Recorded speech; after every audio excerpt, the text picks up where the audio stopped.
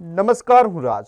આપ જોઈ રહ્યા છો સ્પાર્ક ટુડે ન્યૂઝ. વડોદરાની ધરતી માત્ર ઐતિહાસિક વારસો જ નહીં, પરંતુ આઝાદીની લડતમાં શહીદોના બલિદાનની સાક્ષી પણ રહી છે.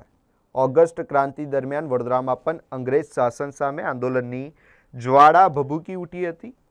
18 ઓગસ્ટ 1942ના રોજ બાબુભાઈની આગેવાની હેઠળ ભાઈ બહેનોનું સરઘસ નીકળ્યું હતું.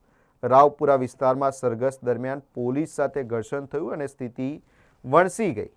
પોલીસે ગોળીબારનો હુકમ આપ્યો, જેમાં સોમાભાઈ બેચરભાઈ પંચાલ અને ભગવાનદાસ ગોપાલદાસ રાણા નામના 2 યુવાનો ગોળીનો ભોગ બન્યા અને શહીદ થયા હતા.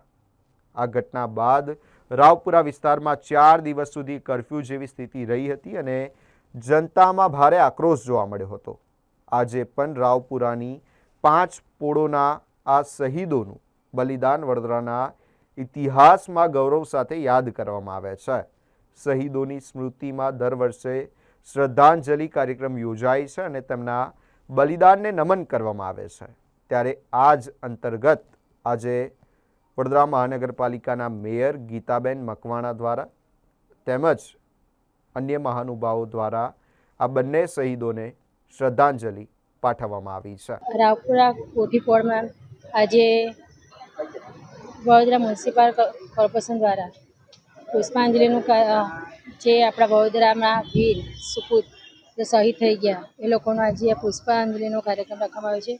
એમાં આપણા સોમાભાઈ પંચાલ તેમજ ભગવાનદાસ રાણા નામના 2 યુવાનોએ જે આપણા દેશની આઝાદી માટે પોતાનું બલિદાન આપ્યું, એમને આજે પુષ્પાંજલિ આપીને અમે એમને નમન કરીને આજે દરેક યુવાનોને આ દિવસ ભૂલવો ના જોઈએ અને તેમને જે લોકોએ આપણા દેશ માટે આપણા રાષ્ટ્રની લડત માટે એમનું યોગદાન આપ્યું છે એ સૌએ લોકો યાદ કરીને આપણા દેશની પોતાની જવાબદારી સમજીને આપણે એમના આજે પુષ્પાંજલિનો કાર્યક્રમ આપ્યો. सरफरोशी की तमन्ना अब हमारे दिल में है, देखना है जोर कितना बाजुए कातिल में है.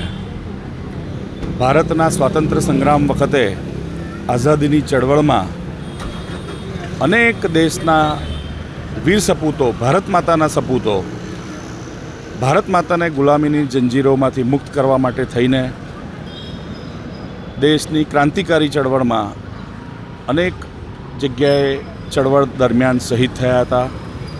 એવા જ વડોદરા મહાનગરના કોઠીપોળના વિસ્તારમાં રહેતા 2 યુવાનો કે જેઓ એક છે પંચાલભાઈ, બીજા રાણાભાઈ, સોમાભાઈ પંચાલ અને ભગવાનદાસભાઈ રાણા, આવા 2 યુવાનો આઝાદીની ચળવળ વખતે જુલુસની આગેવાની લેતા અંગ્રેજોના કમિશનર દ્વારા કરવામાં આવેલા હુકમ બાદ તેમના ગોળીબારમાં શહીદ થયા હતા. આ બંને યુવાનોને શ્રદ્ધાંજલિ આપવા માટે દર વર્ષે વડોદરા મહાનગરપાલિકા દ્વારા મેયર શ્રીમતી ગીતાબેન મકવાણાની આગેવાનીમાં આજે કાર્યક્રમ યોજાયો છે. સૌ પદાધિકારીઓએ, કાઉન્સિલરશ્રીઓએ, પૂર્વ કાઉન્સિલરશ્રીઓએ અને તેમના પરિવારજનોએ સાથે મળીને આ બંને યુવાનોને આજે યાદ કર્યા છે, તેમને શ્રદ્ધાસુમન અર્પણ કર્યા છે.